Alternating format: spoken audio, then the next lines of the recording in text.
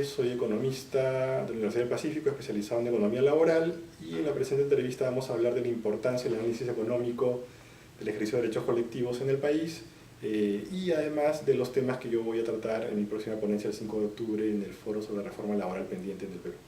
En primer lugar, es importante conocer el nivel de afiliación sindical de los trabajadores, ¿no? Los trabajadores asalariados.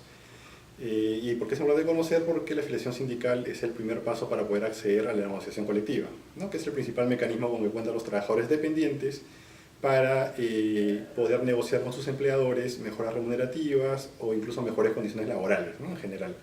Entonces, es importante conocer el nivel de afiliación sindical en el país y luego el nivel de cobertura de la negociación colectiva, ¿no? Ahora, evidentemente, esto es importante sobre todo para los trabajadores menos calificados, ¿no? Porque ellos son los que van a poder acceder a través de la negociación colectiva a mejoras en sus remuneraciones que reflejen la mejora en la productividad del trabajo, ¿no? En la eficiencia de los trabajadores.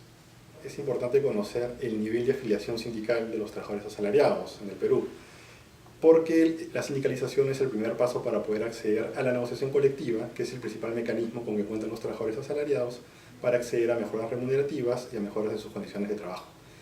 Evidentemente, este análisis económico es mucho más importante para aquellos trabajadores cuyas mejoras remunerativas dependen de su acceso a la negociación colectiva, como es el caso de aquellos con menor nivel de calificación, que son la mayoría en el país, dado que ellos están en menor capacidad de negociar individualmente mejoras remunerativas, ¿no? Lo que no se da para el caso de los trabajadores más calificados, que sí están en mayor posibilidad de negociar mejoras remunerativas. Entonces, la negociación colectiva es muy importante porque permite trasladar las mejoras en la productividad, en la eficiencia de los trabajadores a sus remuneraciones, ¿no? Vía un equilibrio en el poder de negociación con los empleadores, entre trabajadores y empleadores. Ese es uno de los factores más importantes desde el punto de vista económico para la negociación colectiva, ¿no? Otro factor a tomar en cuenta es que se requieren ciertos requisitos para que los trabajadores puedan acceder a la afiliación sindical y por ende a la negociación colectiva, ¿no? Y entre estos requisitos está, por ejemplo, el que en una empresa deben existir por lo menos 20 trabajadores para poder formar un sindicato de empresa. Sin embargo, la realidad del mercado de trabajo peruano nos muestra que casi el 70% de trabajadores asalariados están en empresas con menos de 20 trabajadores y por tanto no pueden formar un sindicato de empresa, no pueden acceder a la negociación colectiva, ¿no? Podría decirse que podrían negociar a nivel de rama, pero que para definir el nivel de negociación debe haber acuerdo entre empleadores y trabajadores, por lo que si el empleador no está de acuerdo en negociar a nivel de rama, tendría que negociarse a nivel de empresa y finalmente los trabajadores de empresas de menos de 20 servidores no van a poder negociar colectivamente, ¿no? Otro factor relevante para el acceso a la negociación colectiva es contar con un contrato de trabajo a plazo indefinido, ¿no?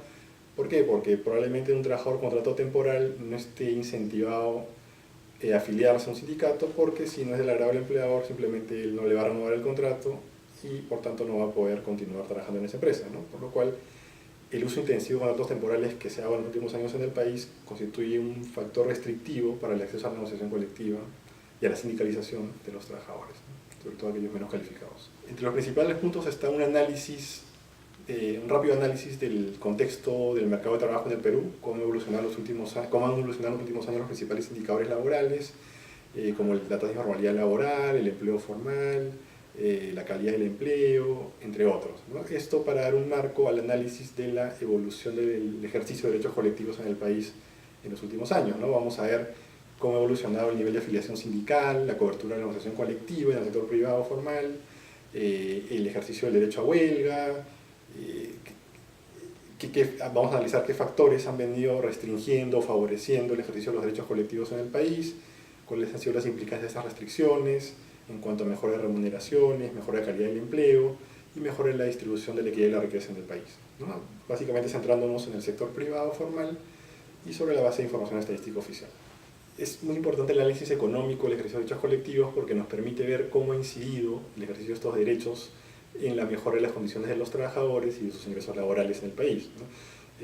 Como vamos a ver en mi presentación del 5 de octubre, la tasa de afiliación sindical en el país ha decrecido en los últimos años, lo cual ha implicado que hay una menor cobertura de la negociación colectiva en el país, un menor ejercicio del derecho a huelga y por tanto que se hayan reducido las posibilidades de que los trabajadores puedan acceder a mejoras remunerativas que trasladen la mejora de la productividad del trabajo registrada en los últimos años en el país.